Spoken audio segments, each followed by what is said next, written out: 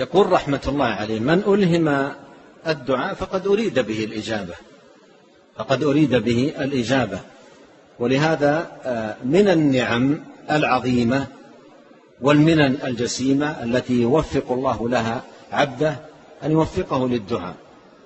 وإذا وجد المرء في نفسه إقبالا على الدعاء فهذا من أمارات الخير ودلائل التوفيق. إذا رأى نفسه منشرحة ومقبلة على الدعاء، وكل ما مر عليه وقت أقبل على الله وأخذ يلح ويدعو وهو حسن الظن بالله، عظيم الإلحاح على الله، صادقا في دعائه والتجائه إلى الله، معتنيا بشروط الدعاء وآدابه وضوابطه، هذا من علامات الخير ودلائله. إذا وفق العبد، وإذا حرم الدعاء حرم الخير. قال أحد السلف: تأملت في جماع الخير فإذا الخير كثير، الصلاة خير، والصيام خير، والصيام خير، وإذا كل ذلك بيد الله ولا نقدر على شيء في يده مما في يده إلا أن نسأله، فأدركت أن جماع الخير الدعاء، فالدعاء جماع الخير وهو مفتاح كل خير.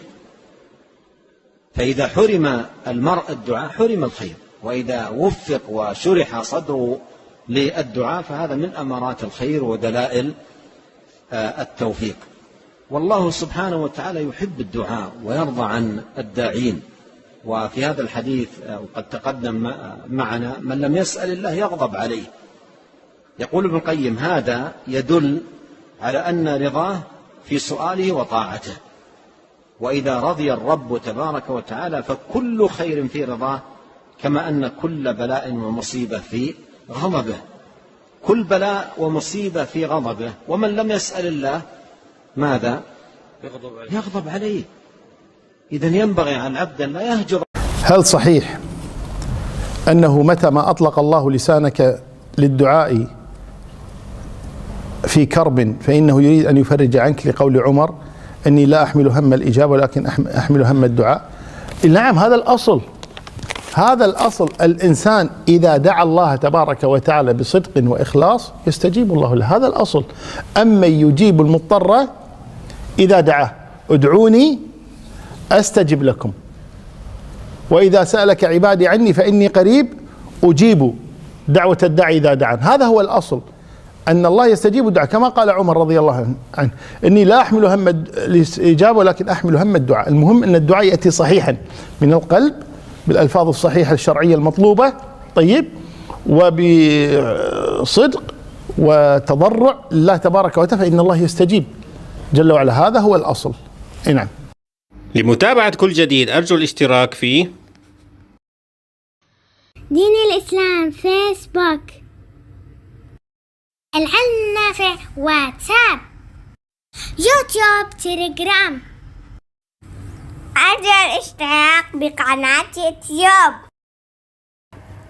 أهلا بكم أخواني الأحباء. أي فيديو على قناتنا إذا ضغطت على العنوان ونزلت تجد روابط الفيسبوك والواتساب وتليجرام موجودة. بالضغط على الرابط يمكنك الدخول على المجموعة وعلى الصفحات، وأيضا تجد هذه الروابط على الرسائل التي ننشرها. حياكم الله. نرحب بالأخوة الأحباء من كل البلدان، ننشر الصحيح ونحذر من البدع والقبيح. رسائل علمية ورسائل دعوية، رسائل تذكيرية بالله والطاعات.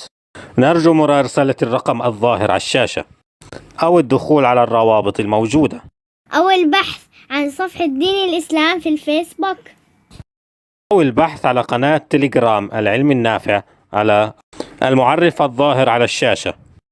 جزا الله خيرا من نشر هذا المقطع ورزقه رزقا طيبا. نتشرف أخواني لخدمتكم ونحول الأسئلة للمشايخ والعلماء. الشيخ عامر ممن يعني نحسبهم ولا نزكيهم على الله عز وجل، من خيار طلاب العلم الذين نعرفهم والدعوة، وحرصوا على الدعوة والإرشاد، وحرصوا على المنهج، وحرصوا على العقيدة. اي نعم. فيعني الواجب انه يعني كل الاخوة في يعني مجاميع التواصل معاونته حتى يكون من التعاون على البر والتقوى. ويعني ارجو من يعني يبلغ صوتي من اخوتنا ومن احبابنا انه لا يقصر مع الشيخ.